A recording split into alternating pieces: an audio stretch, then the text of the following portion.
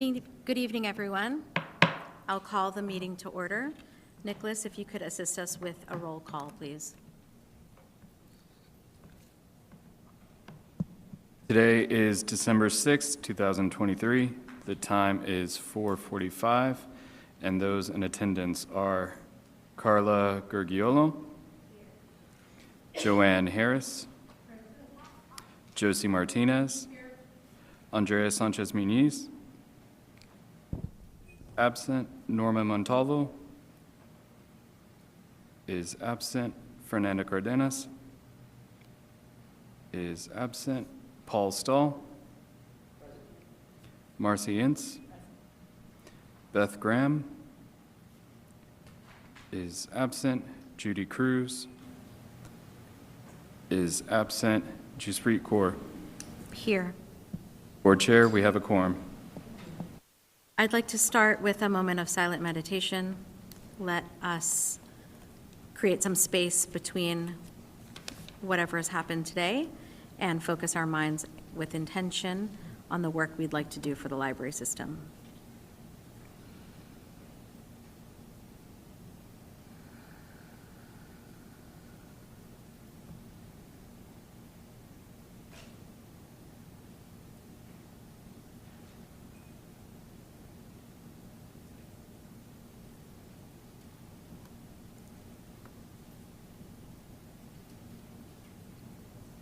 Good evening, everyone. Thank you for attending.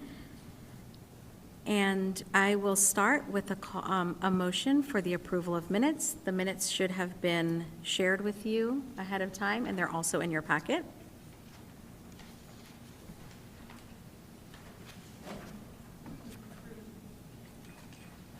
Second.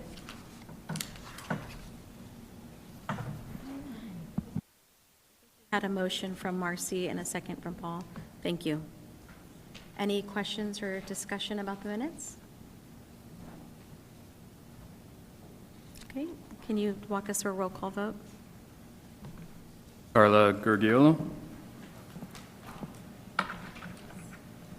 Joanne Harris, Josie Martinez, Andrea Sanchez-Muniz is absent. Norma Montalvo is absent. Fernanda Cardenas is absent. Paul Stahl. Marcy Ince. Beth Graham. Aye. Judy Cruz is absent. Jaspreet Kaur. Aye. Motion passes.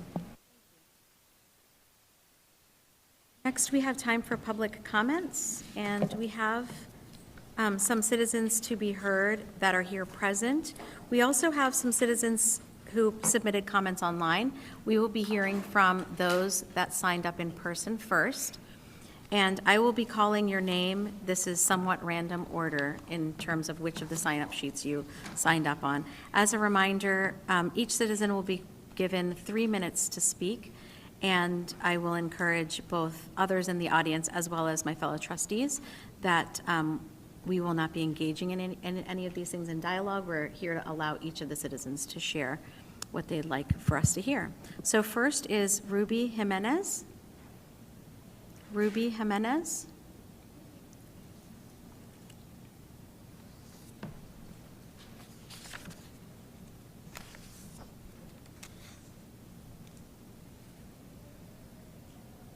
Hello. It's kind of high. My name is Ruby, and I am a claims adjuster, a homeowner, and more importantly, a library card holder. And I'm here today to ask that we, as San Antonio, stand behind the rhetoric that we proclaim of compassion and inclusivity, and to elaborate on that, to request that the trial period to have police present in public libraries be put to an end as soon as possible. The reason for that is, think about how you feel when a cop starts driving behind you, knowing you have everything up to date, sitting safely in your car, going the speed limit, to Texas standards at least, but even then you feel fear and nervous. How do you think this makes our community members feel, especially those who are houseless, for example, or struggling financially? The library is one of the last truly public and free spaces where people have access to a plethora of resources, not just books, but access to online resources to better their lives. By allowing police in these spaces, we're adding a level of needless intimidation and quite literal violence to these spaces. For example, San Antonio is #1 in reinstating officers that were fired by SAPD. 70% of them are rehired through arbitration. And you might be thinking, well, if you don't do anything wrong, you don't have anything to worry about. But this is offensive, and they have a record of needlessly escalating a situation and resorting to violence. Eric Cantu, for example, is a teenage boy who was sitting in his vehicle and was shot at as the officer approached him without announcing himself and opened fire at this teenage child. So these are the kinds of instances that we're opening ourselves up to. And again, I request that you end this trial period with the police in our libraries and use this money for things that will help our community.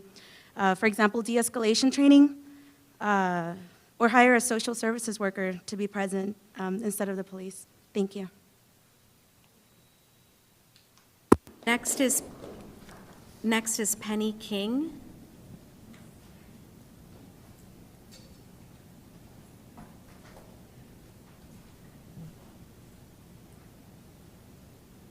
Hello. My name is Penny King, and I'm a constituent of District 2 and a storyteller for Act for a Say. I'm here to say that the decision to install armed cops in the Central Library has utterly disappointed me. The library historically serves as a safe haven for our most disenfranchised community members, those members being our Black and Brown community members, our Indigenous community members, our queer community members, our houseless family members, and our immigrant community members, and many more that populate San Antonio. When I think of the relationship these communities have with the cops, I think of the people we have lost to mass incarceration and police violence. Historically, the police has served as an image to induce fear into these communities, and historically, they have not served as more than a reaction to crime and not crime reducers. Historically, I think it's right to question what we should do when we have offenses against each other in community. But I think we should further our questioning as to what the root of these issues are. Other cities have used central libraries as hub to resources that include harm reduction. Crime happens when basic needs go unmet. So let us meet the needs of our unhoused immigrant, Black and Brown, queer community members. Instead of repeating history, let us think outside the box on what and who we criminalize and why. Let us think outside the box when we think of how to care for each other. It's what we owe each other. That's it. The next person who signed up is Denise McVeigh, thank you. Good afternoon. Good afternoon. My name is Denise McVeigh. I'm an investigative journalist, resident of the East Side, and a friend of the San Antonio Public Library. I am here to discuss the objection to having armed San Antonio police officers assigned to the public library. Of course, armed police officers should be assigned to the library. Any assertion to the contrary is ill-conceived at best. Since 2015, over 19,000 Americans have been shot and either wounded or killed in public mass shootings. In 2022 alone, over 600 people were killed with over 2,700 wounded. 6 in 10 U.S. adults say gun violence is a very big problem in the United States, up 9 percentage points from last year. More than half of Americans said they feel local crime has worsened. We are a country under enormous stress right now. Public safety is of critical concern, and it is imperative that, to the best of our ability, we make our public spaces safe for our citizens to gather. That involves staffing those public spaces with public employees trained to respond to criminal threats. That's the police, armed police. At the same time, the SAPD is in crisis and police suicides are on the rise. SAPD Chief William McManus told a reporter that low morale among officers has to do with the demonization of police officers. He knows that that is not the full story. As an anti-corruption advocate on the East Side, I have had unprecedented encounters with both good cops and bad cops, corrupt cops. I would argue that the city's systemic protection of bad cops, especially those running amok in vulnerable neighborhoods like mine, has significantly contributed to the lack of morale permeating the San Antonio Police Department. My point is that efforts to exclude armed police officers from the public library paints all officers with a wide brush. I submit that the objectors would better serve the public by focusing on the specific actions that allow the police department to harbor harmful and corrupt police officers, like the chief's failure to stop falsification of police reports. The objection we are discussing today does not do that. It essentially amounts to busy work. The Board of Trustees has an affirmative duty to reject the false premise that armed police officers pose a danger to library users who belong to vulnerable populations, and take all appropriate action to ensure the safety of all visitors to the San Antonio Public Library. Thank you. Thank you. The next person signed up is Ananda Tomas. Thank you. My name is Ananda Thomas. I am a resident of City Council District 8 and the Executive Director of Act 4SA. I'm absolutely mortified that we are posting armed officers at this library or any library in general. Libraries are supposed to be safe spaces for all, a resource center for all, especially for those who have traditionally not had resources or continue to be blocked from having resources. Libraries are spaces of knowledge, of community, of safety, and that safety is threatened and destroyed when you bring armed officers into the equation, especially here at the Central Library, where we know this is a resource center for some of our most marginalized, our Black communities, our Indigenous communities, our houseless brothers and sisters. Officers do not make them feel safe when these are the same abusers that are consistently harming them, discriminating against them, and taking away their freedoms through mass incarceration. Further than this, it is a waste of tax dollars and resources. We have to be clear. Policing has never been about preventing violence or crime. It has always been about fabricating and maintaining order by using violence, whether that is direct or indirect. Violence used to control certain populations, historically, right? We know police have been born out of slave patrols. More importantly, in response to my colleague here, police did not stop the mass shooting in Uvalde. They had an opportunity to save the lives of those children. Police do not stop mass shootings. They respond to crime and mass shootings after they happen. The Central Library and every library here, once again, are supposed to be resource hubs, places of inclusivity, places of safety. We had community partners pull out of the Trans Day of Remembrance here because of the presence of officers, of armed cops. You are going to continue to lose community partners and community members and library patrons if you continue to have armed officers here, which will affect the longevity and funding of the San Antonio Public Library system. Remove cops from your libraries now. Thank you. Thank you, Ms. Thomas. I apologize, I pronounced your name incorrectly. Next is Jade Pacheco. Okay, I'm learning, thank you. Hello, good afternoon. My name is Jade Pacheco. I'm a community builder with Act 4SA. I'm also a queer woman. I was born right here in San Antonio and spent probably half my childhood here in the library. Not necessarily this one, but I was disturbed as well to learn that we have armed cops in the library. I've had family members that were traumatized and brutalized by the police because, time and again, they do not de-escalate when they should. It is their job, but it always falls on the community members who are not trained to do that.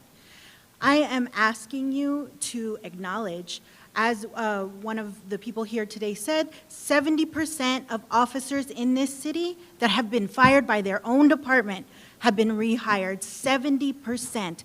If our own city cannot hold the cops accountable, how can you hold them accountable? How can you hold them accountable to protect this sacred space of knowledge? You can't.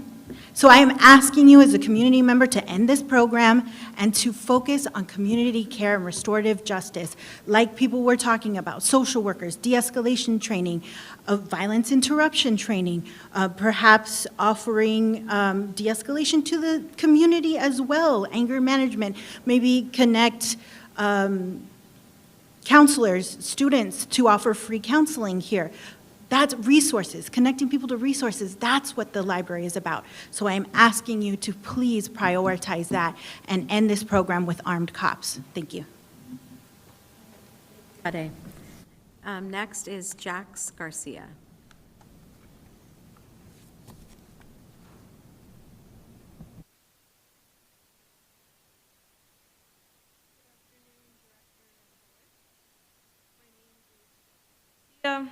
I'm not great at public speaking, so please be patient with me. I am a resident of District 1, parent to a 5-year-old at SAISD, and a community organizer with Texas Organizing Project. My job is to organize communities around pressing issues and injustices in immigration. From some of these organizing events that we have had have been hosted at the at these SAISD library, I apologize, SAPL libraries. We have also done tons of outreach to promote the enhanced library cards. And we fought for a bigger budget for y'all to receive at the city level so that we can enhance this program, and we won for the program to be enhanced, have better enhanced library cards, and to be at all locations. We have received data that over 800 of the people who have used this program this year have been new patrons to the library.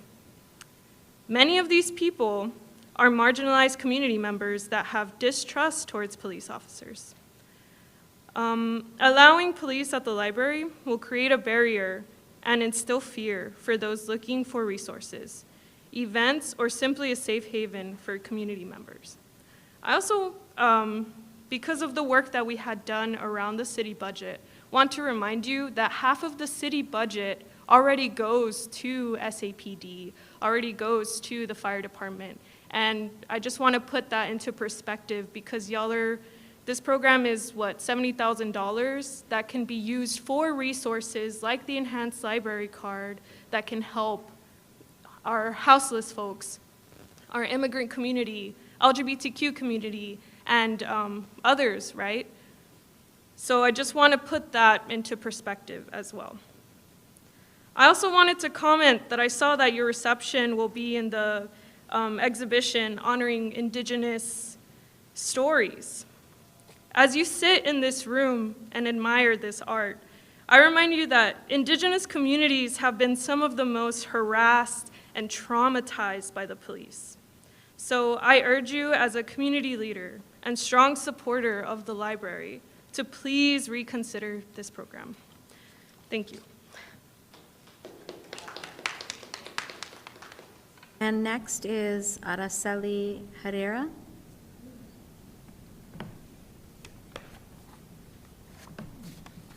Madam Chair, if I may, I'm offered to serve as an interpreter.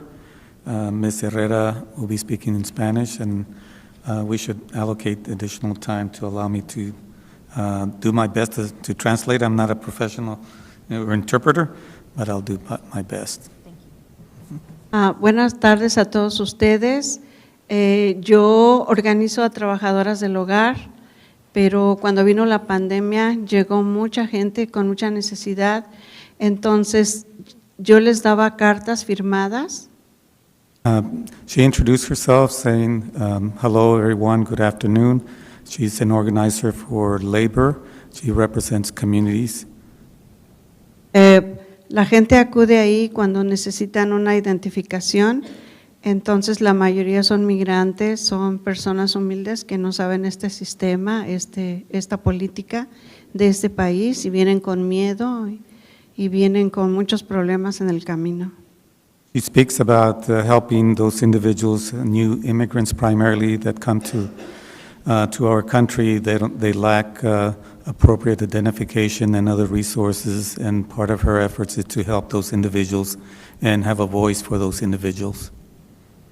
Y yo la verdad no estoy de acuerdo en que haya un policía o policías armados en la biblioteca, porque esto ocasionaría terror, trauma, miedo a la gente migrante, a otra comunidad pobre, excluida, para ir a poder pedir la identificación, porque muchas son trabajadoras del hogar indocumentadas. She's indicating she's against this idea, this notion of providing police officers in the library because they serve as a deterrent to those individuals that are marginalized, that are new to the country. They do not feel safe, and they're afraid of basically the authority that exists in the library that has police officers. El Consulado de México pusieron un policía y es un desastre, porque llegamos y nos quieren esculcar la bolsa, nos miran feo, cualquier cosa nos empiezan a atacar, nos sentimos violentadas, nos sentimos aterrorizadas y no podemos muchas veces ni entrar a que nos den los servicios, y así va a pasar en la biblioteca. She's speaking from personal experience. She indicated, she shares with us that the Mexican consulate deployed police officers at the consulate, and it has been a failure. People feel targeted and they're afraid to go there, and they're not receiving the services that they should get from the Mexican consulate, and she's using that experience to share with us that it's not going to work for the library as well, and it's going to turn people away.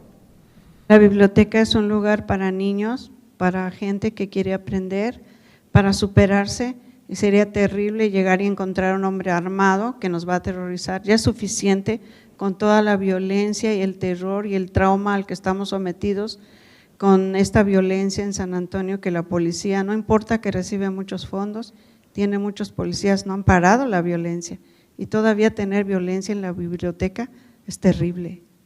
He's expressing concerns that first, that libraries is a public place for users of all ages, especially children that come to the library to use the resources, and having police presence will again serve as a reminder to them that they're not welcome. They feel terrorized by police officers, and so it's counterproductive to what the library should be doing to welcome people to these places of safe havens that libraries are. Yo les sugiero que hagan algo diferente, pero que no pongan policías en la biblioteca. Ese es un grave error. Ya estamos cometiendo demasiados errores en la ciudad, como le estaba diciendo. La comunidad estamos aterrorizada porque a cualquier lugar que vamos ya hay asaltos, balaceras, pero no por eso vamos a hacer eso en la biblioteca. Hay maneras de buscar una protección para las bibliotecas y que no ocurra eso. No policías en la biblioteca. No, sería terrible. He's recommending that the library pursue other alternative or other strategies to deal with our concerns, because police officers terrorize communities, especially marginalized communities, that the presence of police in itself is a symbol of terrorism for many users, and they will stay away from the library.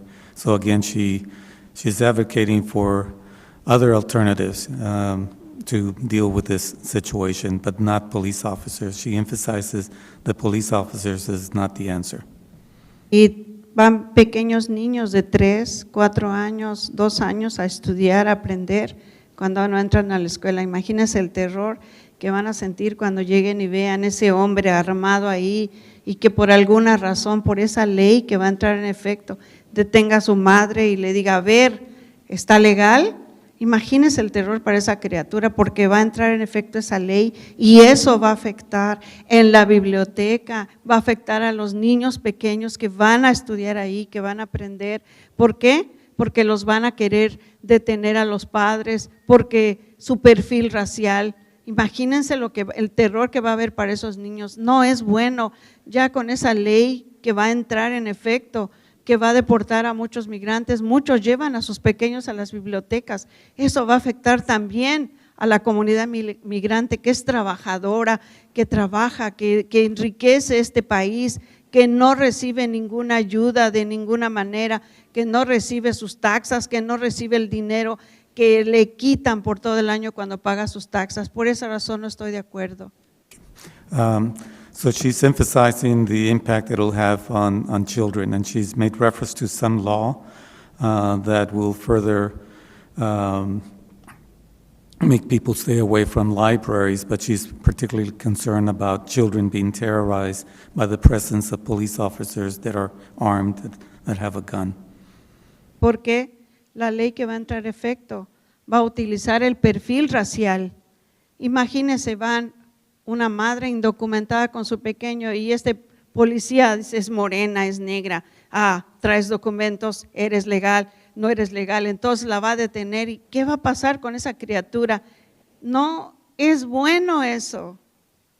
Again, she's making reference to a law that will enable police to question your citizenship and will then target these individuals that are people of color, that may look like new immigrants, and that it gives another avenue for police to take advantage of these individuals that are coming to this country with good intentions, and they will be targeted by police if they're provided in the library. Gracias. Thank you. Piénsenlo, por favor, mejor y busquen otra solución. Muchas gracias.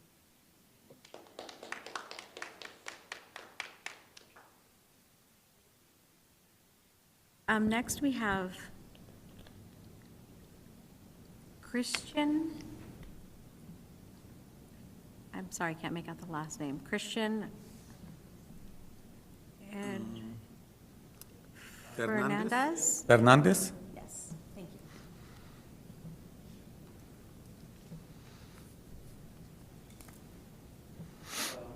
And just to clarify what my colleague was talking about just now, that's in reference to SB4, which is a law put in place that will basically discriminate against anyone that might be an immigrant. So I'm here today to speak about the police in the libraries. I asked that the San Antonio Public Library's Board of Trustees end the trial period with the police in our libraries. The very presence of SAPD prohibits the security of many patrons and staff members. The library is a place for community members to learn, grow, and as well as gain access to resources that they need to live and they need to enhance their lives. I'm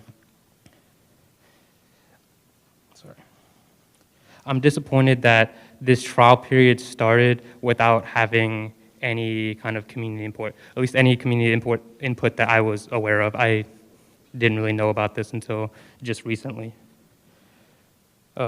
We demand an implementation of alternative measures that authentically serve the well-being of the entire library community, such as in-house social workers or professionals that are trained in de-escalation. Patrons who arrive at the library agitated or in crisis deserve assistance, not punishment. Library policing is just another way to criminalize the unhoused for simply existing. Over the past 10 years, San Antonio paid out over a total of $1.5 million to settle claims of police brutality and misconduct. So if the police can't keep themselves accountable, if the city can't keep the police held accountable, how can the library do that? Instead of using the $70,000 for police, why don't we use that to train people that work here for de-escalation situations or hiring professionals? So yeah, just in conclusion, just We ask that you end the trial period and find a different alternative other than having police in the library. Thank you. And next is Sandra Torres.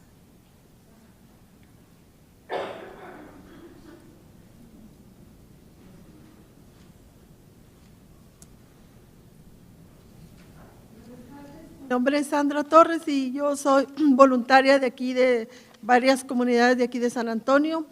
Y mi cuestión aquí es que para mí no pienso que sea tan indispensable tener un policía en la biblioteca.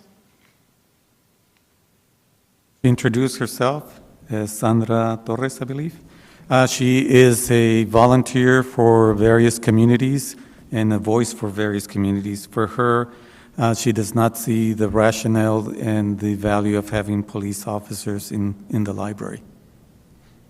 Porque ustedes, en lugar de un policía que va supuestamente a no sé en qué cosa ir a ayudar, pero podrían cambiar y poner algunas consejeros, que esos iban a ayudar bastante a la salud mental, porque aquí en San Antonio se habla que salud mental, pero cuando pasa algo, te dan un montón de papeles y llama y todas las consejeras están ocupadas, tienen muchas citas, no te dan una cita disponible. She's recommending that instead of officers, the library should be looking at counselors. Counselors will be more effective in treating those individuals, especially individuals that may be experiencing mental health issues, and having a counselor that's readily available would be much more effective. Yo tengo mi tarjeta de la librería y constantemente estoy en varias librerías sacando libros que son de mucha ayuda. Pero también tengo 2 meses y medio de que perdí mi apartamento, estoy homeless y posiblemente algún policía racista va a decir, pues esa persona viene a otra cosa por la forma de vestir que uno viste o las cosas que uno tiene que traer. Entonces, son cosas que ayudaría bastante si ponen un consejero. Fui a la escuela de mi hija, tengo mi hija de 15 años, fui a la escuela para una consejera y todavía no han podido conseguir consejeras. She indicates that she's a library user. She has her own library card, and she visits various libraries throughout the community. Unfortunately, she lost her home. She's currently homeless, and she shared the experience of her teenage daughter of having pursued the services of a counselor and having some challenges getting counseling at school. También el refugio del Heaven for Hope me dio una membresía para la YMCA y es de gran ayuda, tanto para el ejercicio como para la salud mental, y descubrí que ahí ellos tienen consejeros. She mentions that the YMCA, which is another refuge for members of the community, instead of officers, they have deployed counselors. Entonces yo pedí tener alguna consejería para mí y para mi hija, pero me dijeron, ¿sabes qué? Tenemos tantos citas que no hay en este momento. Solo por eso es mi sugerencia que sería muy bueno que pusieran consejeras que vinieran sin tener que poner cita el primero que llegue, porque como aquí también se imparten cursos de inglés, de computación, yo he ido a diferentes librerías, te ayudan hasta cómo manejar los electrónicos, el teléfono, que para nosotros, nuestra generación, no podemos hacerlo tan rápido, pero me han ayudado bastante y pienso que si pusieran consejeros, sería de gran ayuda para toda la comunidad. Muchas gracias. Well, I'll end her last comments that she went to the YMCA, requested assistance for a counselor, but the YMCA is overwhelmed with the request for assistance. And so the library, it would be great if the library could have counselors to be able to help those individuals that basically respond to the demand for counselors to help them with jobs, with finding resources within the community and other issues that, other challenges that members of the community are facing. Thank you, Ms. Torres. Thank you, Ramiro, for translating. And then we also have some online comments that were submitted on December 5th, 2023.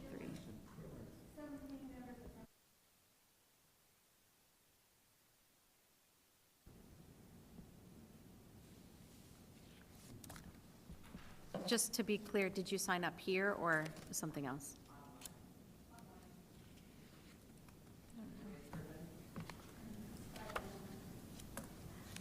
I'm not aware of an online sign-up process, but let me just quickly check if your comments are here from the online submittal. And if they are not, we can.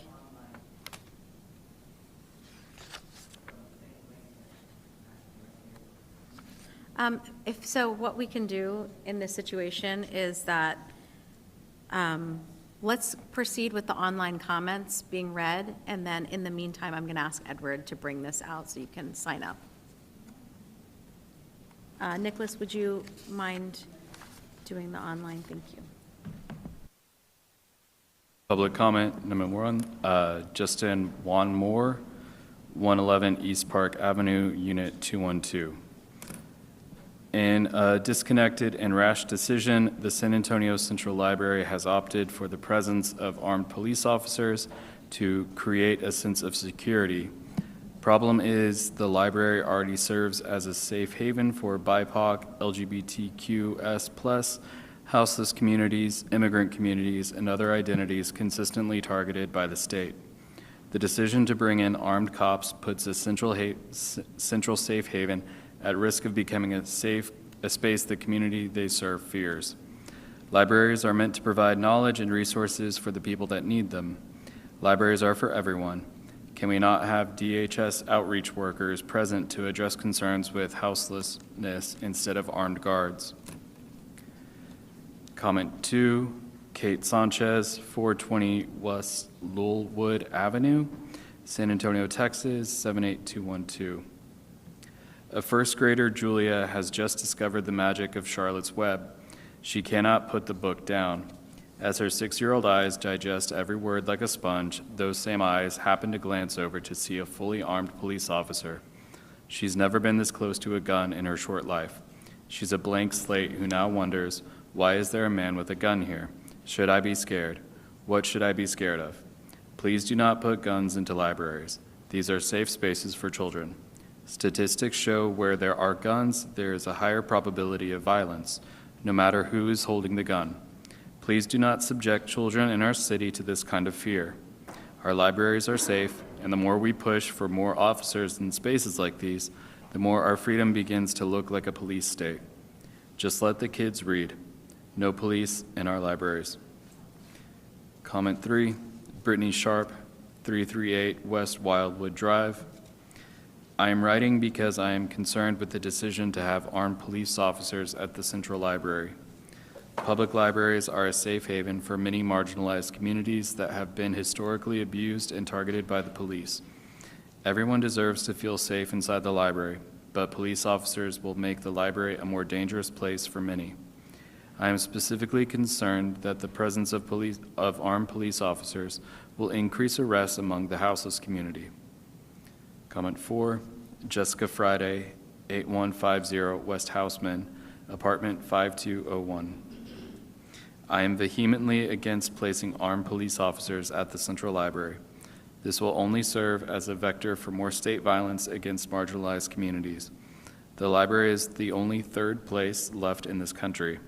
We cannot break that sanctity with taxpayer-funded agents of chaos. Comment 5, Scott, 9719 LaRue. Sorry, Nicholas, I was just going to reference that next you're going to be reading public comments that were submitted on December 6th, 2023. Oh, sure. Comment 5, Scott, 9719 LaRue. No to the bad idea of bringing guns into the library. I am sure there are issues of unhoused within the library. For once, Can we think of another solution besides more cops and guns? Comment 6, Amy Henry, 22 Perkins Avenue, Northampton, Massachusetts. Armed police officers do not belong in public libraries any more than they belong in schools or movie theaters or art galleries or museums. Only more mayhem and death can come from bringing guns into public spaces where people, including children, go to relax and enjoy. Comment 7, Kellyanne Gonzalez, 143 West Knoll, San Antonio, Texas, 78227. I believe that bringing police into Central Library is taking a sledgehammer to an issue without trying any other solutions. I think de-escalation training, safety training, public help resources are a much better solution. Comment 8, Kristen, 530 Heimer Road, San Antonio, Texas, 78232. I do not believe we should have armed officers in our libraries. There is no reason for someone with a gun to be at the library unless they plan on using it against the public. Thank you, Nicholas. And then I apologize for those of you who signed up online, but we did not receive your names. Edward has taken the action to follow up and see where that online queue goes. But next we have Maria C. Tarvin.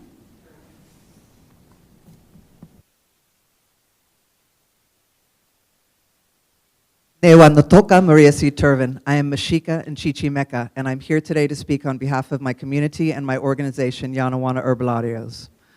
My Mayan relatives in my native lands of Anahuac have a saying, in Lachesh Alajin, a moral code meaning you are my other me. What I do unto you, I do unto myself. My Lakota friends up north have a saying as well, Mitakuye Oyasin, meaning all my relations. These sayings are representative of the fact that we're all relatives, siblings, community. The library is one of the most prominent public symbols of the community there is. It is a place of sanctuary, of learning, of revolution even. Here you can find respite, refuge, peace. The institution of police is a symbol of oppression, of violence, of colonial occupation. The very presence of the police is the very opposite of creating a safe community space. I was recently tear-gassed by the police as I was providing medical care to a protester. These particular police train with the Israeli army. Our police department here in San Antonio, Texas, also trains with the Israeli army. Here in San Antonio, Texas, in the past year, over a dozen people have died at the hands of the police. Circling back to the sayings of my siblings, everything is connected. Everything is related. Police violence, colonial oppression, the occupation of Palestine. Not only does the installation of the police in a public library create an atmosphere of violence for our Black, Indigenous, racialized, and houseless relatives in danger, but it signals that nowhere in the world are people of color or vulnerabilities safe. We are one of the partners who pulled out of the Trans Day of Remembrance. The presence of police signals dangers to our communities, something that Yanawana Herbolarios cannot support. I urge the San Antonio Public Library to reconsider who it serves, the citizens of San Antonio or the corrupt government of San Antonio, who is more invested in funding the police departments than programs that will serve the people, as evidenced by 60% of its budget being delegated to the police. So why would you want to give the police more money? I promise you, there are community-centered solutions to ensuring a safe library space for all, and I invite you to reach out to organizations such as mine, such as Act for SA, such as Sueños Sin Fronteras, and other organizations to help you formulate an acceptable plan that will center the needs and safety of all of our community members, but most especially our vulnerable community members. Lashkomati for your time, and free Palestine. Thank you. And next we have Sky Lanahan.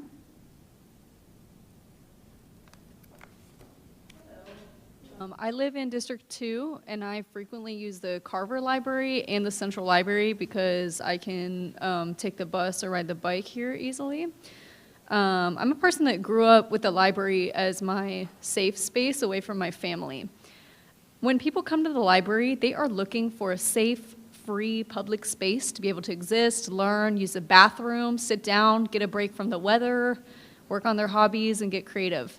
Many community members that do not have the privilege of internet, books, printer, or access to many resources at home come to the library. Also, many people who currently do not have a house use the library. This is something that we all know to be true. The truth is there is not anywhere for people to go anymore without having to pay money besides the library. Many people can't even hang out outside because loitering is illegal in many spaces, and there's a lack of public restrooms. I'm very, very concerned of where many people will spend their free time now that we're wanting to have more cops that are armed in the library. There are various types of people who find themselves in a library due to being excluded from society because of certain aspects of their identity. This makes the library a safe haven for people who may not have elsewhere to turn. Having armed cops in the library will result in making people who may rely on the space feel unsafe. This includes black and brown people, houseless people, people with kids, queer people, disabled people, anyone seeking refuge from their family or in an abusive relationship, and those with low income or lacking access to basic resources. Many of these people do not benefit from the protection of the police, as the police have a history of brutalizing and over-surveilling poor, black and brown, and houseless community members. If you're really wanting the library to feel safer for people, additional safe spaces should be included. Imagine what the library could become if we invested the money and the resources in the right place. Part of the library's strategic plan from the website reads, the San Antonio Public Library plays a critical role in the quality of life and continued growth of San Antonio. The San Antonio Public Library understands its important role and desires to be a relevant service organization by anticipating the future and adapting accordingly so the library can continue to be a responsive service organization. If there are safety concerns, they should be responded to under the orientation of service then, not reaction. Police are inherently reactive, which makes them unsafe to have in the library. They use weapons and hold power over the community they are supposed to be protecting. A better use of the money for the library would be to have mental health professionals on site and have a safe room, as well as places that are acceptable to sleep, because the reality is a lot of houseless people spend their time here. I could go on about the potential for free services the library could provide, but recognizing the library as a form of shelter for many people is step one, having empathy for the reality of our community. If we want to keep the library truly public, armed police officers should not be a part of our public safety plan. Police protect private property, not citizens' lives. That's their job. Their job is to protect private property. And the library is supposed to be a public space for all. So if you guys really want to feel like everyone can come here, we need to make it clear and we need to signal to the community that this space really is for everyone, not just for people that have the privilege to go home, because we have to ask ourselves, whose comfort are we trying to protect? Not houseless community members, not people like me who get nervous when they see the police, not a lot of other people that feel unsafe in the presence of police. So thank you for your time.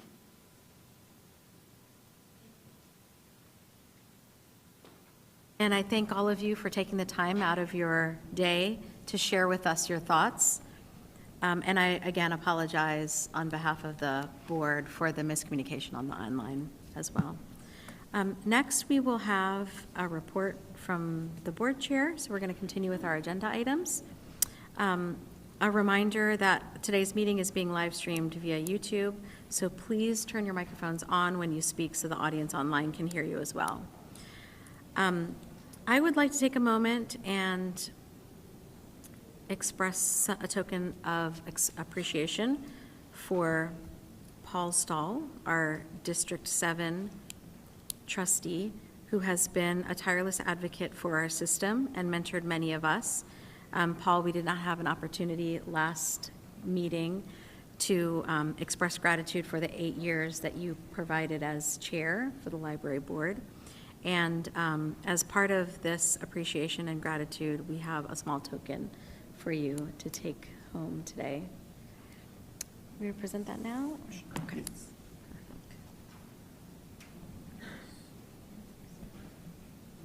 was really 8 years. 8 years as chair.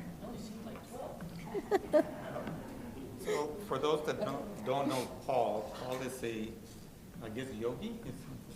He practices and teaches yoga. So we thought the staff of some practical gift that he could use and also be proud of and demonstrate.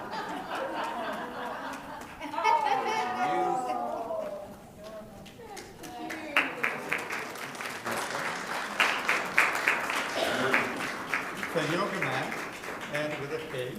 It's a good mat. So we know you love this picture. This will be a constant reminder of your service to the San Antonio Public Library and your service as board chair. That's wonderful. I'll apologize ahead of time. I'm going to sweat all over this thing. Use the back, use the back. And it's perfect timing because my current mat is wearing out. That is wonderful. I really appreciate that so much. Yeah, Thank you thanks. for your thought. Thanks so much, Paul.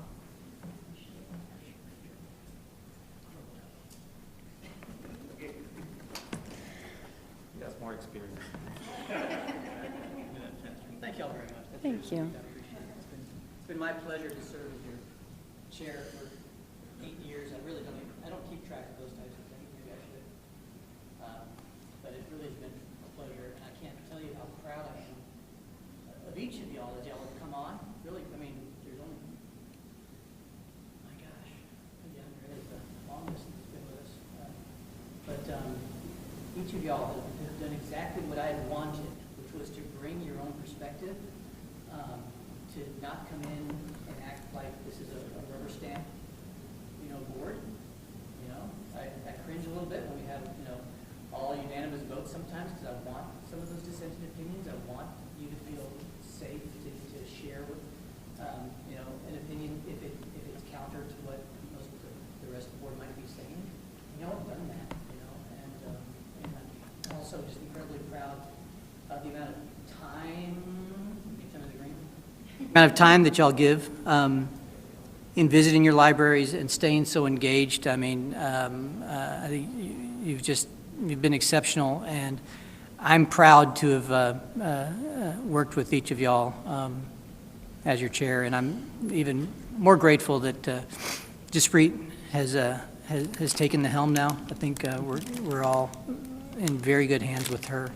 And how she will conduct things, and how respectful she is, and just how dang smart she is. I'd give anything to be half of the smarts that you have. But I appreciate this gesture, and I will literally use it every day. So thank y'all very much.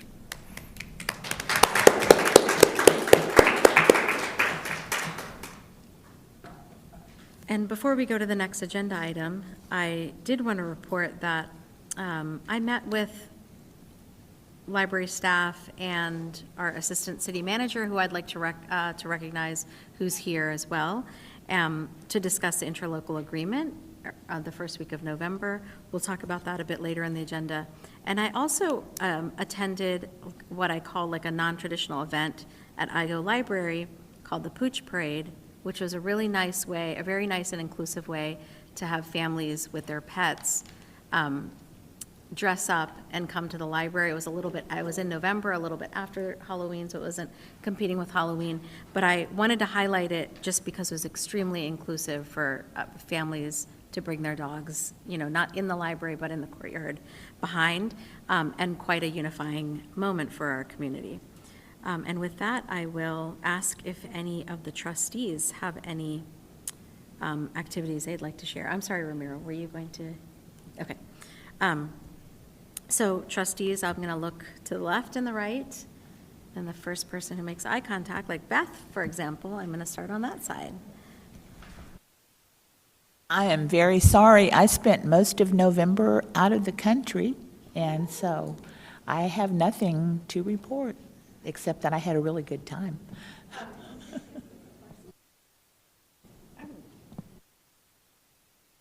I was here, but I don't have a lot to report. In fact, I've kind of lost my train of thought. I've thought about where I've been with libraries this last month, because they had the Brook Hollow book sale, and I was not able to go to that. So, honestly, I didn't do much either with libraries, I'm sorry to say.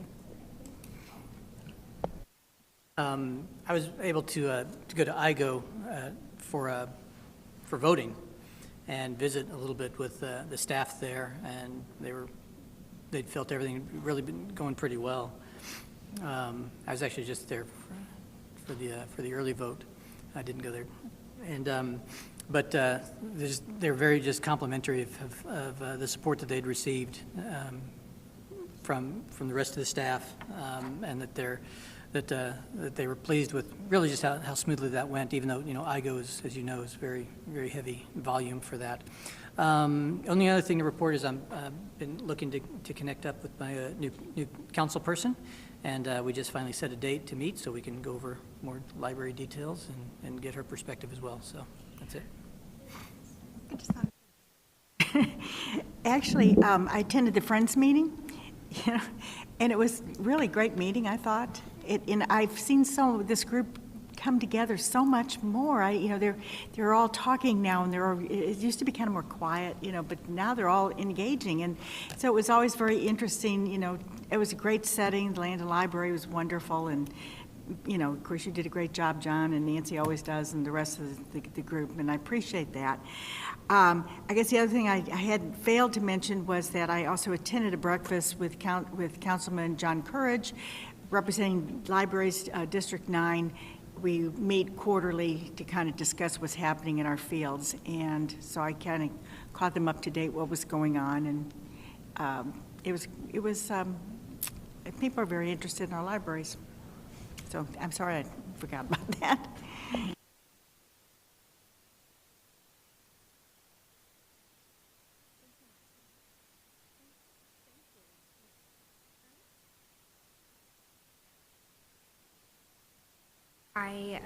I too, I'm sad to report I did not get to partake in any library activities this month, but my calendar is full already. In fact, I have something on Monday that I'll be taking my son to at Lando Library, so super excited about that.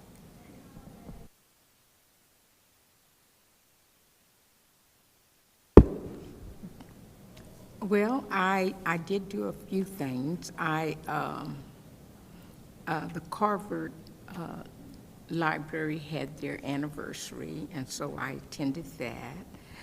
And then I went to vote at Schaefer Library on November the 7th. Something I will never do again. I had to park on the highway, of course. It was about 15 cars on the highway, and I had to stand in line probably before you come into the door. And it was very, and I hadn't done that in years. Now I remember, now I always early vote. And so they were very busy. I also went to the community input for the Carver Library, which was very well attended, and they had so many ideas and desires. So I was real happy about that. I did also, for a hot second, I went to the Arts and Letters Award at Mission. And I was only there about 30, 40 minutes at the most, but that was, it was very nice. It was just it was just in a beautiful setting, and the way they had it organized, it was real nice. And I think that's all that I did go to Schaefer Library also. Again, I had no electricity, and I had a Zoom meeting. And so they helped me. They had to help me because with the electricity, the plugs, I didn't know how to operate the plugs on the floors and stuff like that. But they helped me, and I got on my meeting on time. Okay. I was also able to attend the Carver Community Input meeting, and it was amazing. I'm looking forward to the next one with Carver and just with the other communities as well. who are getting art installations, but the amount of people who came to speak out and share their ideas, it was like they all got together beforehand and was like, okay, we're all gonna say this and this, because they were all really good ideas. And the community has a very similar vision, which I hope is gonna make it really easy for the architects and everything when they start doing the changes and adding art and things like that. I did bring my husband because it was late and I wasn't gonna let him just hang out and play video games. And he had the greatest time and said, when's the next one? Because I really wanna come. He said he left feeling inspired by the discussion and just what everybody was saying and sharing, and he said he felt he learned so much more about not only San Antonio, but the Carver Library as an entity. So just kudos to everybody, and I love how passionate that community is. It's amazing, and so when we have the next one, I highly encourage, I mean, not that we should have a quorum, but go if you can, because you will leave feeling inspired to do something great.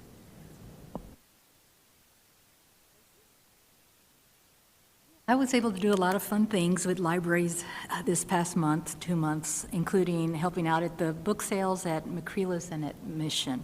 That's always so neat, dealing with these women. They're phenomenal. They move so fast. It's like a big old blur. They get so much done. I wanted to focus on something that I do regularly at Pan American Library. I go to meditation sessions in the morning, Saturday mornings at 10. Drag myself out of bed and get out there. And it's so worth it because Mr. Menchaca is our guide, and he's a gentle and a loving and a kind guide on our road to mindfulness. And I may have been skeptical about that kind of thing for a lot of my life, but he just really opened up my world. And I'm just so proud that we're able to sponsor and bring in real experts like him that are blow your mind. I love Mr. Menchaca. So much. And then I I forgot to say this in my chair report, so I'm gonna exercise my right to do this and just recognize Scott and Jessica for their help in allowing me to tell the story of my library story in the San Antonio Express News. I am very grateful that you were able to help me with that. And I actually shared that with my father, who turned 81, and he was quite proud. His response was like, "Oh yeah, I remember those days." So that was really impactful, and it's allowed me to connect with many more people in the community who've reached out to me, saying that they heard about my story and to share their story as well. The next item is the director's report. Thank you, Madam Chair. I'll be brief in the interest of time. So I just want to acknowledge the community input meeting for the Carver Branch Library project, which is $12.5 million from the 2022 bond program. As reported, over 60 people showed up, fully engaged, very excited to have this project going. And as we speak of projects, we have other ongoing projects, the Las Palmas as well as the Central Library. We are working with Public Works to address escalating construction costs, which we are concerned that it will have some implications on those projects. But we will report to the board in future meetings, but I wanted to give the board a heads up. And again, in the interest of time, I'll go on to the two items where I will invite Jessica to talk about the branch anniversaries and then share with us a video.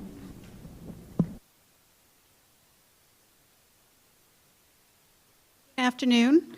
I'm here to share with you information about two upcoming branch anniversaries that we are celebrating. The first one, and we have information on the screen as well, is the Westfall Branch Library turning 60 years old this year in 2023. We are working with the branch to have a celebration scheduled for Tuesday, December 19th in the evening because that location is open on Tuesdays late until 8 o'clock. And that location, the Westfall Library, has a Learn Center, which is very active, and so that's why we selected an evening, late afternoon evening for that time frame for that celebration. So if you are available, you're welcome to join us.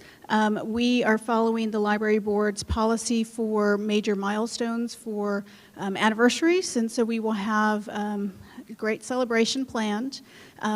You have an invitation at your desk, and so that is our Westfall 60th. The next is Brook Hollow is turning 40 this year as well, and we are taking advantage of knowing that that is a very young community, lots of engagement with young families and parents, and so we are capitalizing on the winter school break and having a weekday morning celebration to have our 40th anniversary. So we always try and look at our unique communities, our unique libraries to plan our anniversaries, and so you'll see that they're not standard or uniform. We try and adapt to the community. So that invitation will be forthcoming. We're getting the 60th out, and then we will get the Brook Hollow 40th out. And then the next item is a fun item to share with you. I'm really excited that our City of San Antonio's Community and Engagement Department selected the library to highlight with a promotional video that will air on the scoreboard for the San Antonio Spurs home games. This is huge. This is a really great opportunity for the library. It is geared at Spurs fans who are traditionally probably younger in generation, and so I will admit that this is a really awesome variation on a very popular rap song that I knew nothing about before Scott brought this to me. So I'm showing my age. Y'all may recognize it, but it was new for me, and I have to give props to Scott. He is our smarty in this video and did a fabulous job. So please enjoy this video. It will be running on Spurs home games on the scoreboard during the games. So. Smarty yaddy yaddy yaddy yaddy yaddy yaddy yaddy yaddy yaddy yaddy yaddy yaddy yaddy Smarty yaddy yaddy yaddy yaddy yaddy yaddy yaddy yaddy yaddy yaddy yaddy yaddy yaddy Information, imagination, ideas, Spurs Nation. Information, imagination, ideas, Spurs Nation. Smarty yaddy. Be like Smarty. Visit the library today.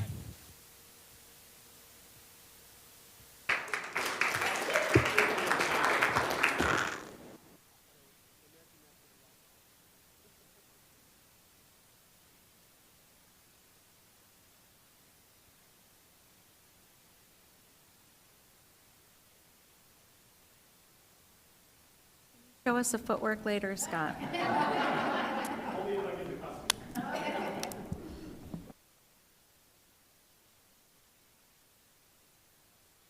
That concludes my report, Madam Chair. Okay, thank you. Next, we will move to the budget report for October 2023. Here comes Gabriela. Good afternoon, board members and board chair. I'm Gabriela Rauschuber, the Department Fiscal Administrator for the library system. I hope you all had a great Thanksgiving. I had to miss the board meeting last month, but I'm glad I could be here this month. We'll be just reviewing the October 2023 board report. It's located on the green sheets in your packet, or if somebody is viewing online, it starts on page 90. So as at the end of October, 8% of the fiscal year had elapsed. Bottom line, we were at 9% spent. This includes encumbrances.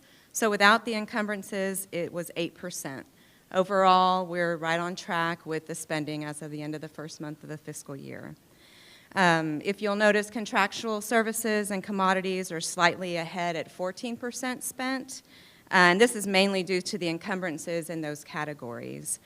In case you don't know what an encumbrance is, it's when funds are set aside to meet financial liability requirements, contractual requirements. And although the funds are part of the account, they cannot be spent because they're reserved for a particular item.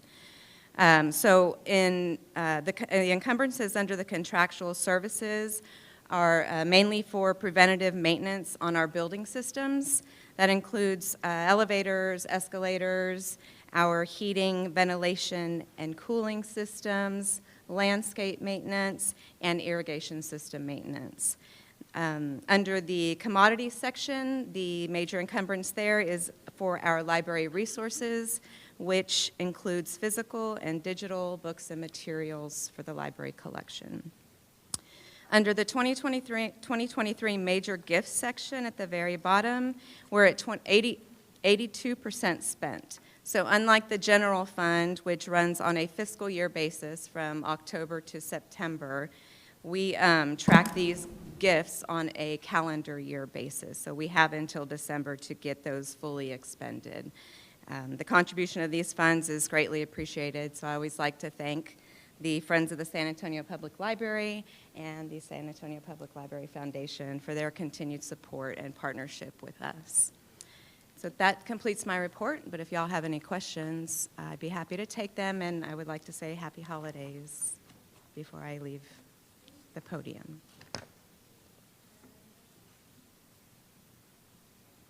Early in the year still, thank you. Oh, y'all bombarded Kathy last time.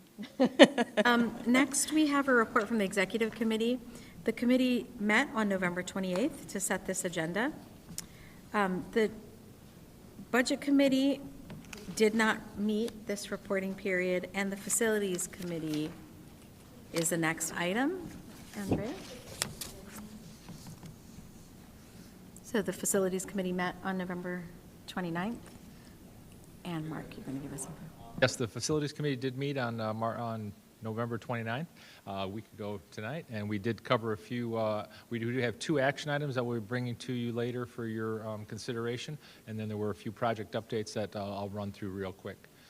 The first one is the Collins Garden Branch Library re-roofing project.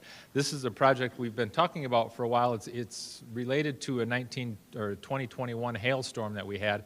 They're just now getting around to finalizing the insurance and everything on it. So what they're going to do at Collins Garden is they're going to replace all of the metal existing trim, fascia, gutters. The single-ply membrane did not get damaged, so that's not going to get replaced. But the metal roofing, you can see on that drawing there, it's kind of the blue tinted area is the part that's going to get replaced. We're going to do this work, you can go to the next slide, Edward. We're going to do this work, it's going to start on January 8th. We are not going to close the branch for this project. It's approximately going to be a 4 to 6 week timeline for the contractor to complete this work. We are going to be closely monitoring the noise levels in the building once the work does start to make sure it's not a problem for patrons or staff, and we'll make accommodations if we need to if it does become a issue as far as noise goes, because it is a metal roofing, so it will be a little noisy as it's being performed.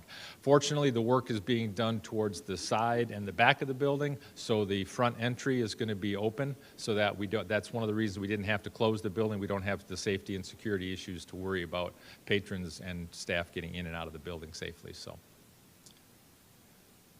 The next project would be the Guerra Branch Library, which we're happy to announce reopened on Monday, December 4th. So that was completed. We got the parking lot completed at the last minute, and the HVAC is all complete, so that building is running smoothly right now. So yes, yay for Guerra. Las Palmas Branch Library, we are working on that project still. As Ramiro mentioned, we're working with Public Works on determining some funding deficit issues and alternate funding sources. So we're working closely with Public Works and the architects on that project. Central Library 2022 bond, we're still working on programming for that project again. We've had some cost overruns on the Texana project, and so we're looking at what our options are for moving forward on the 2022 bond project. And then, as was mentioned earlier, the Carver Branch project, that's moving along. We did have a very successful community meeting on November 8th, and we're going to be meeting with the architects in the next couple weeks to start reviewing all of the input that we got from the public and how they're going to put all that input into the building, and we can start working on the design. So And that there are other, the construction report is in your packet, but that's all the updates that we have for this week, unless you all have any specific questions on any particular projects.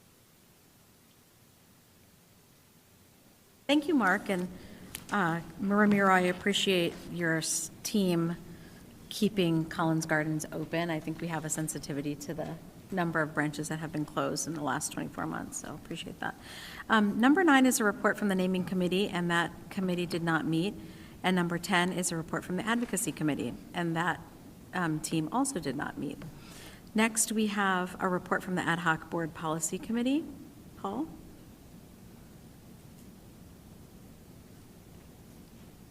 Did you all meet? No? Okay. Well, Oh, wait, maybe? Dale will,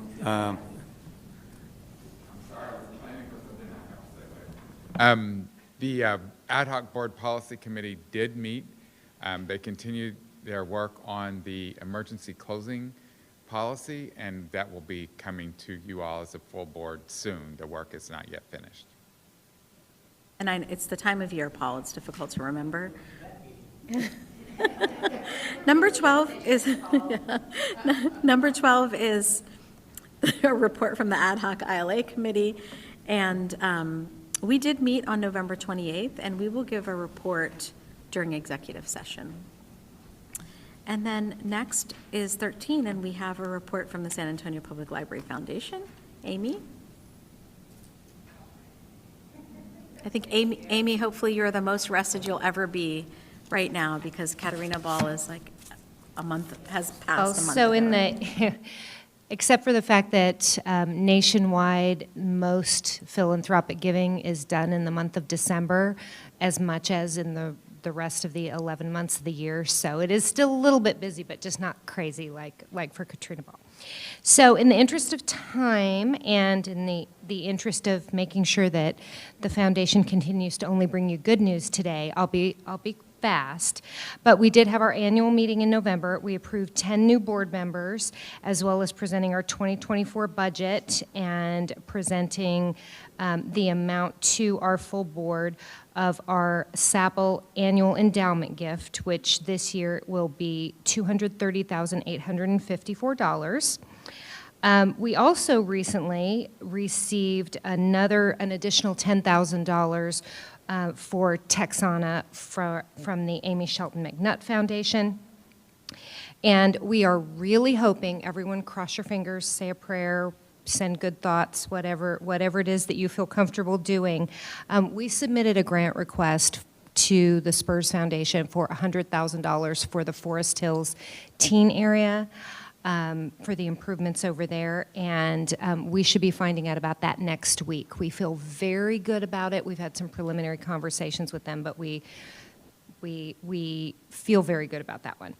And then along the lines of that and things coming up in the future, we had a phenomenal meeting with the folks from HEB Community Affairs last week, and at the end of that meeting, they decided to do a Christmas surprise for all of the branches. They are providing $1,000 for each branch in cash and $1,000 in gift cards for unrestricted, whatever those branches need. They will be selecting a few branches where they want to have store managers come in with cupcakes and balloons and all that and do a big thing. We don't have those names yet because this meeting was just last Friday, but they intend to reinvigorate our relationship with them, the library's relationship with them, and each branch with their closest HEB. So they really want those store managers to be at the libraries to really do some cross-promotional things and to get to know those folks really well at the community level.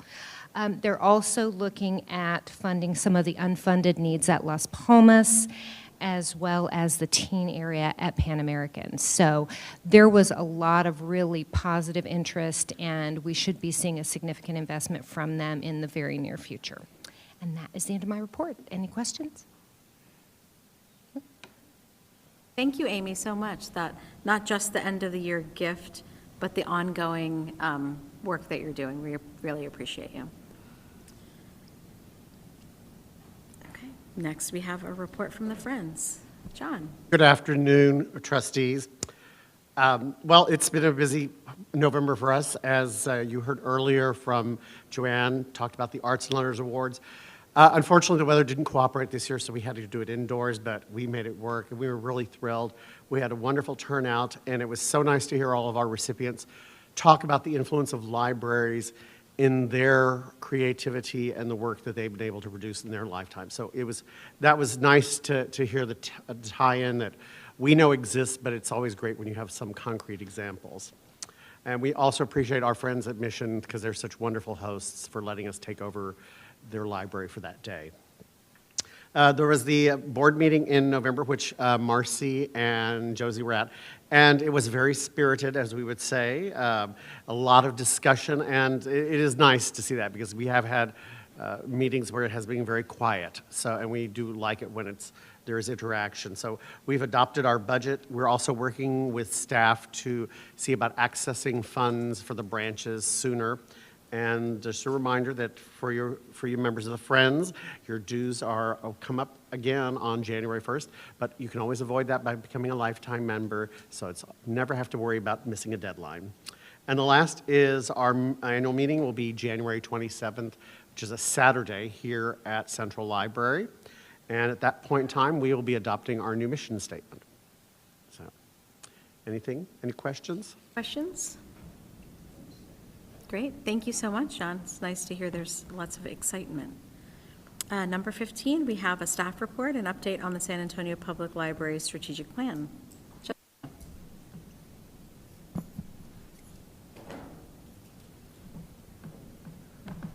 Afternoon.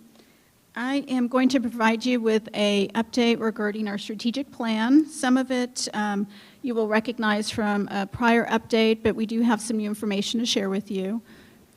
So as a refresher, our strategic plan is intended to serve as the library's blueprint to help guide us in service delivery to the community for years to come. Our current strategic plan was last adopted in 2015. We had original plans to develop a replacement strategic plan. However, as everything happened with COVID, we put those plans on hold because we knew that the attitudes, behaviors, and routines of our community changed during COVID. So we wanted to make sure to pause our community needs assessment so that we let things settle and then pick that back up and conclude our community needs assessment, which then our strategic planning started. So as part of our plan, we outlined a multi-step process, our data, very important way to start our planning, which was our community needs assessment. Next, we made sure that we had various stakeholders vet information with us, and then we'll of course go into our next steps in our draft plan. Just as a refresher, back in 2020, the library board did participate in a facilitated discussion regarding our community needs assessment. So that was some discussion with our consultant right at just before the pandemic broke. So that was basically the last thing that happened before we hit pause. Then in September of 2022, we did have our community needs assessment presented to the library board, which then kicked off our strategic planning process in earnest. So we've had some updates to the board, and what we're looking at this moment is getting more engaged with the board in terms of a work session. So we're eyeing January timeframe for that work session, and more to come on that. But then February is what our new plan is for, a draft of the strategic plan to be presented. And this just graphically provides some of our background. We have done a lot of staff engagement as part of the strategic plan development. We also did some feedback from our staff.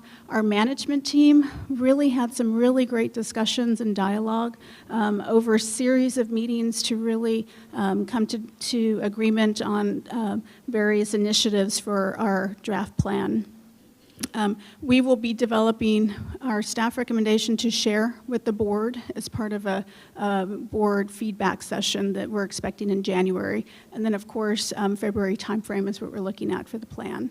And just as a refresher, on the next slide are the 11 staff work groups. And I've replaced the titles with the areas of focus and then put the actual work group names below it because it's more meaningful. They went from teen spaces, tween, user-friendly spaces, immigrant resources. So our work groups ran so many different community profiles. So overall, it was 11 that we worked with. And so talking about our work group initiatives, our staff were the backbone of developing our strategic plan. So we worked with 11 work groups. They each developed and refined a customer story, which is really a persona that provides a narrative to the data, because the data has a lot of information. So our consultant team basically took the data and created stories or personas that represented that data. Each of those work groups then developed a life cycle, and that life cycle is essentially throughout that persona's life, how can they connect with the library in a meaningful way? And then we developed tactics. Which tactics could be employed to develop those connections with those individuals? And then finally, our staff work groups developed videos. And those videos were 5 minutes each that outlined the customer story, the life cycle, and the tactics, and explained that to all of our staff. Our staff was given an opportunity to view the videos and respond to a couple survey questions. So we had some good dialogue as a result of that feedback. Next, after our library staff had an opportunity to provide feedback, our senior management team looked at the areas of focus, developed a priority, and then worked with our administrative team, which is Vermito, Kathy, Dale, and Adam Zaby and myself, to look at common themes that arose from that data. And as a result of those discussions and that analysis, we decided to take a different approach at looking at the data. And our next slide will show you how we achieved that. So this slide shows you what we call areas of focus as our columns, which were the work groups. Services to teens, dynamic spaces, services to immigrants. And on the left side, those are the initiatives that basically were high-level initiatives that came out of the work group tactics. So if a work group talked about staffing, staffing came out as one of the initiatives. Outreach was another one of those. So we laid those all out, and this is looking at the areas of focus from a column perspective. So it's focusing on the stories. But what we decided to do was lay it on its side, and the next slide will show you how we were changing our view of it to show on the side of staff, looking at website redesign, looking at outreach. Those are the things that came out during those tactic developments. And so now we're looking more at these initiatives rather than focusing on the stories. The stories still exist, they're still important, they tell a story. But the tactics that came out of those really line up together when you look across the board. So this is how we've adjusted what we're looking at. And so our next slide will talk about a preparation for the library board work session that's envisioned to take place in January. We will, I'll give you shortly a document that has QR codes to each of the videos that our staff developed so that you can take a look at them. There's an introduction video that basically outlines what a story is, what the tactics are, so it gives you that sort of orientation. And just keep in mind, that was developed for staff, so it references a timeline that's now outdated, but I wanted to show you what our staff looked at. And then you can look at the 11 videos, and then we'll work to develop a timeline for the board work session in January. So whatever that date is, we'll give you all reminders to view the videos in preparation. It'll be your homework for that work session. And then next slide is talking about just a refresher that we realize our strategic plan will be working in alignment with existing plans. We have a facilities plan, we have an IT roadmap, collection development, we have a prior staffing study, and we anticipate that we are going to need another staffing study, probably first order of business once the strategic plan is adopted. So we recognize that this plan works in alignment with other plans. And so we're taking that approach in how we write the language for it. And then lastly, next steps is work session to finalize the draft strategic plan, and then we'll execute a communications plan. And at this point, I'll turn it over to the chair for a discussion on the work session. Yeah, thank you. This is really exciting. And I appreciate all the effort that the staff has put into it and the opportunity for us to work with you. Engagement on the development of the staff plan is something that's really important for the board to be a part of, and something that many trustees have indicated to me that they're really looking forward to, and they're excited, they're interested in doing that. So the question for the board is how we will undertake the effort of working on the strategic plan, if it should be part of our January board meeting or if it should be a special session. And I have a feeling it'll be about 90 minutes of work. It will also require some pre-work, which means like before the date that we meet, you'll have to watch all 11 of these videos plus the introductory video as well. And I think, are they on YouTube or are they available somewhere? So they're like an accessible place online. So I'm open to any feedback about preference.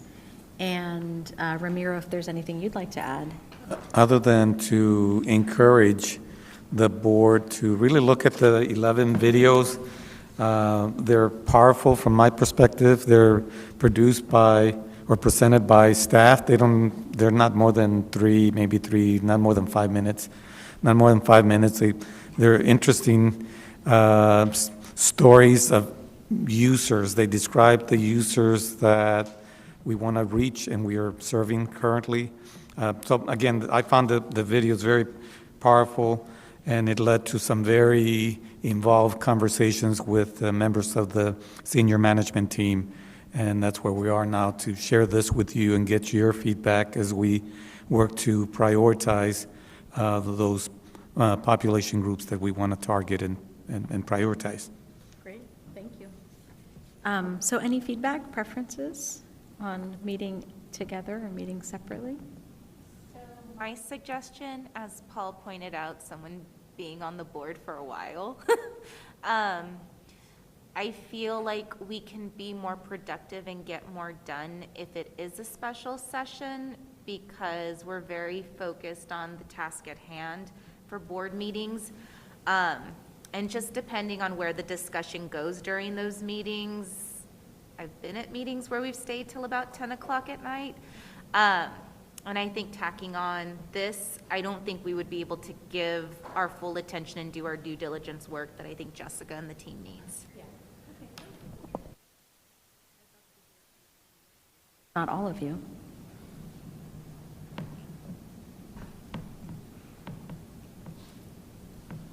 I'd just like to say that I agree with that. I think it can be hard to keep your mind on a special topic when you know that there's other business also to be conducted.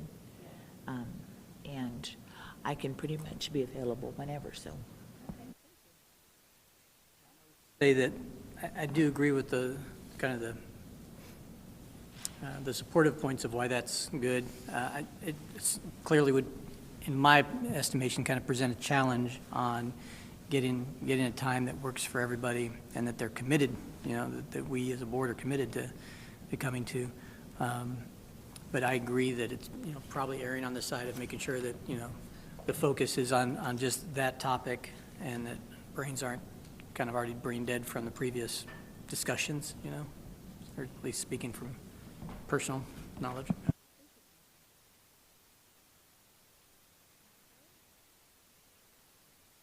I haven't had the opportunity to be a part of this discussion, but I agree. I think, you know, focusing on this topic and all the work that the staff has put into it, that a special session is probably important so that we're there focused and we're dedicated, our minds are, you know, present.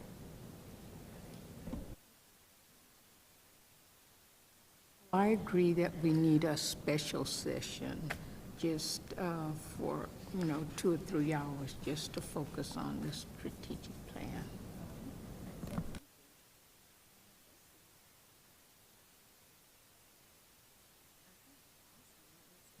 As the retiree.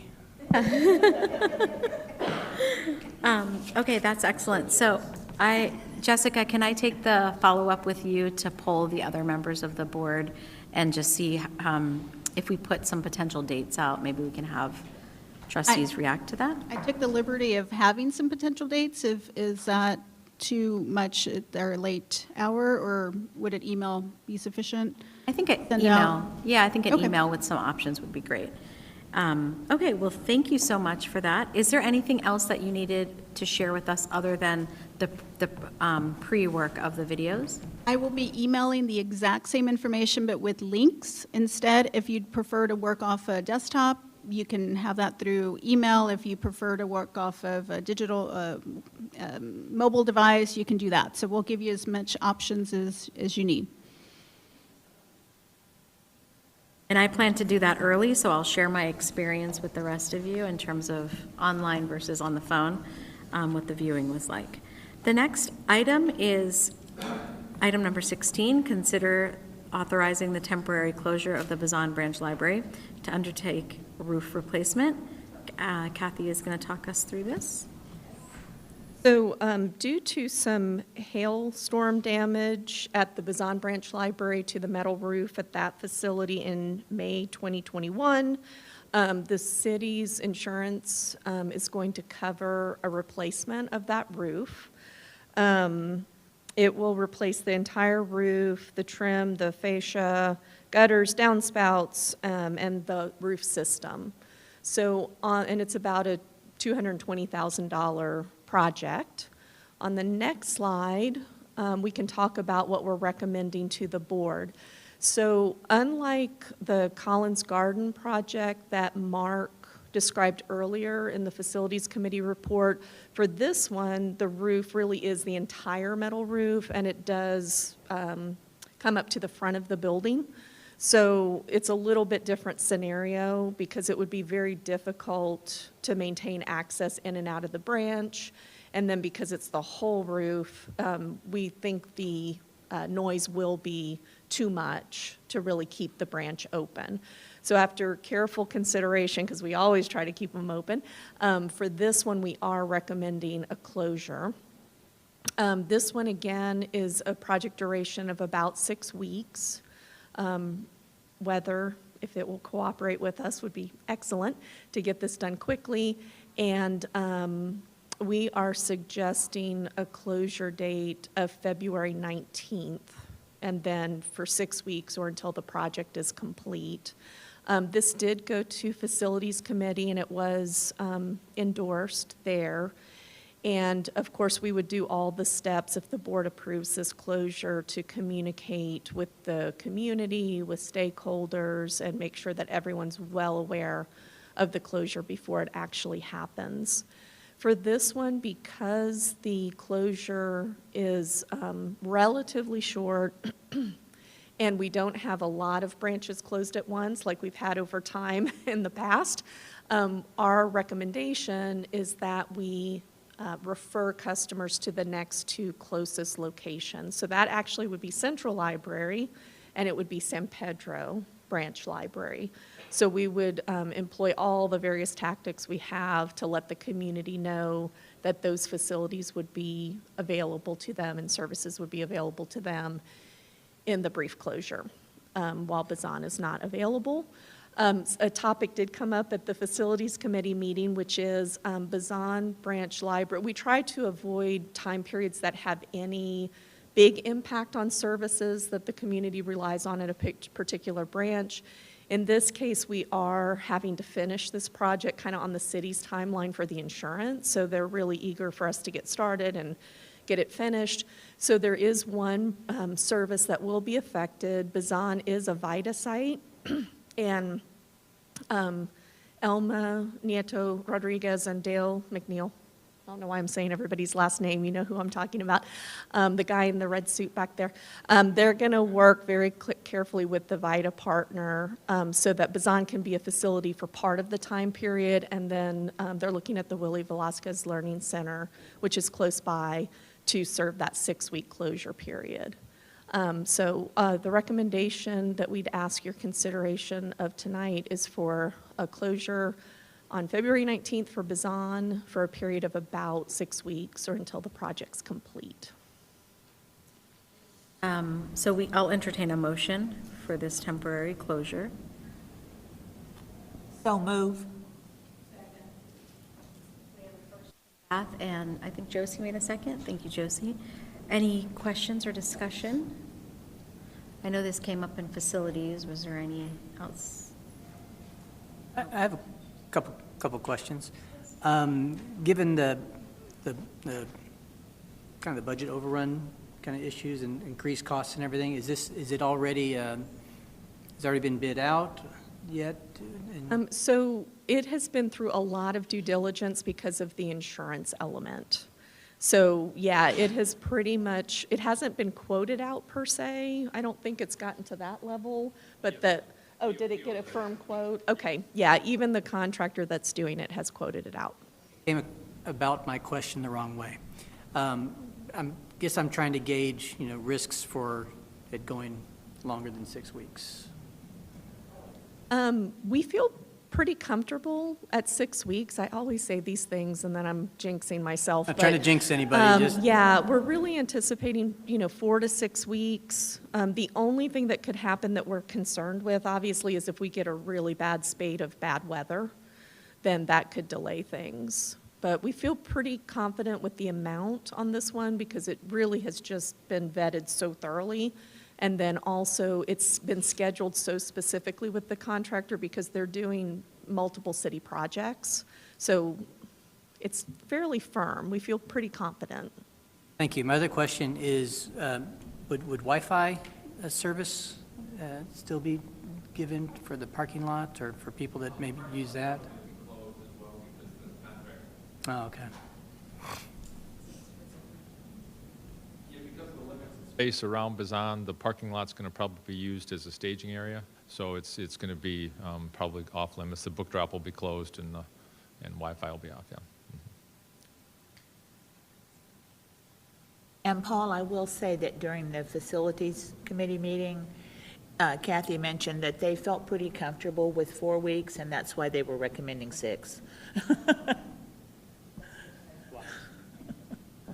Boss loves it when I include float in our project schedules.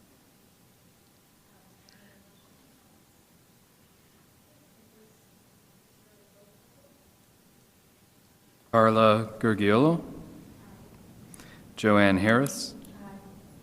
Josie Martinez. Andrea Sanchez Muniz. Aye. Norma Montalvo is absent. Fernanda Cardenas is absent. Paul Stahl. Marcy Ince, not present. Beth Graham. Judy Cruz is absent. Juspreet Kaur. Aye. Motion passes. And next, we have item number 17, consider and authorize the acquisition of a parcel of land adjacent to the Memorial Branch Library. Ramiro was made aware of an opportunity to get a small parcel of land that's adjacent to the current site of the Memorial Branch Library, and you can see it up on the screen. So it's adjacent to the parking lot. And this particular piece of property, the owner is offering. As you can see, there's not really a lot you can do with that piece of property. But we're very grateful that the owner's offering it up for sale and actually contacted us to see if we would be interested, knowing that the library's right there. And so we are here tonight because we've done due diligence on the property to recommend to the board that we go forward with the purchase of it. If the board decides, and I have a little bit more information to share on the next slide, but if the board decides to go forward, Facilities Committee approved this at its last meeting contingent on us finishing up the environmental assessment of the land.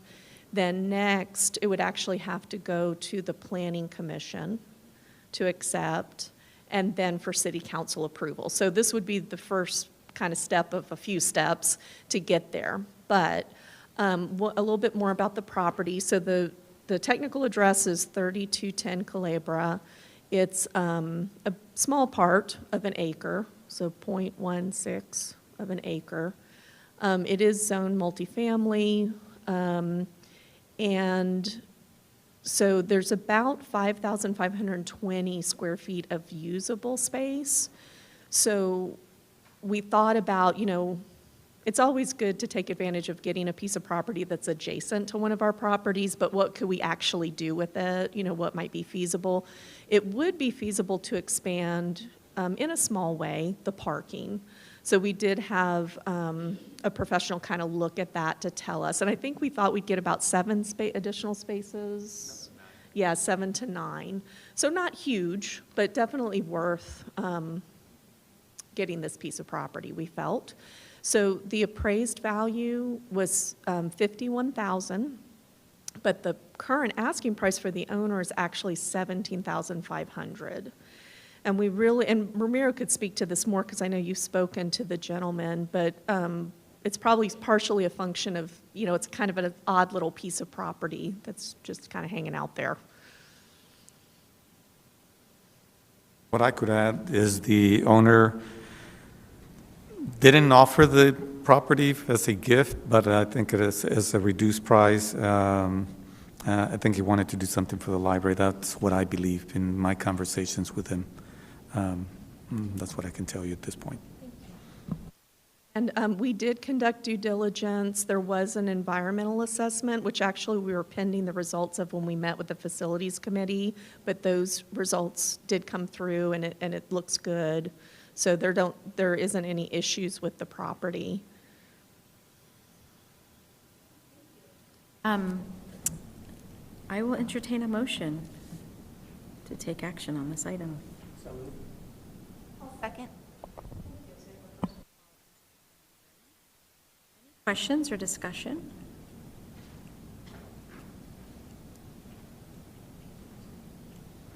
Okay, we can enter into a vote. Thank you, Nicholas. Carla Gurgillo. Joanne Harris. Aye. Josie Martinez. Andrea Sanchez Muniz. Aye. Norma Montalvo is absent. Fernanda Cardenas is absent. Paul Stahl. Marcy Ince, not present. Beth Graham. Aye. Judy Cruz is absent. Jaspreet Kaur. Aye. Motion passes.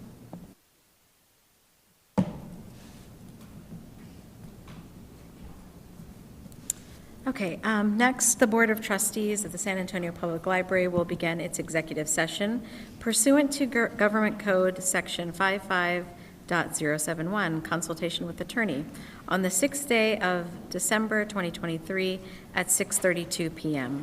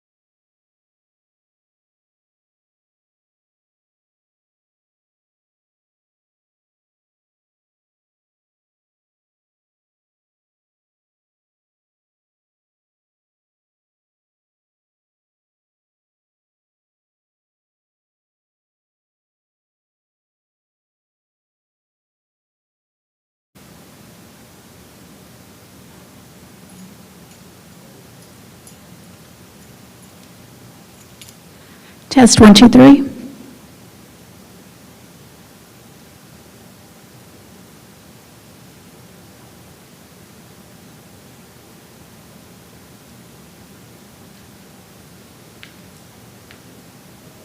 We're good.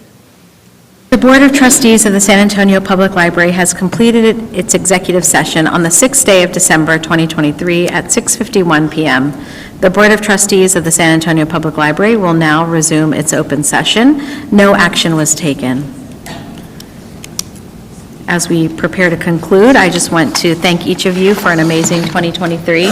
Thank you, Paul, for your service throughout the year, as we mentioned earlier, and for being there to pass the reins on as we develop another side of our team. And I hope you all have a really wonderful holiday. I'm looking forward to celebrate for a little while now. So I will entertain a motion. I want to say thank you so much for the gifts. That's very kind of you. Okay, I move we adjourn. Thank you. We have a first and a second from Paul. Let's eat some pie. Thanks.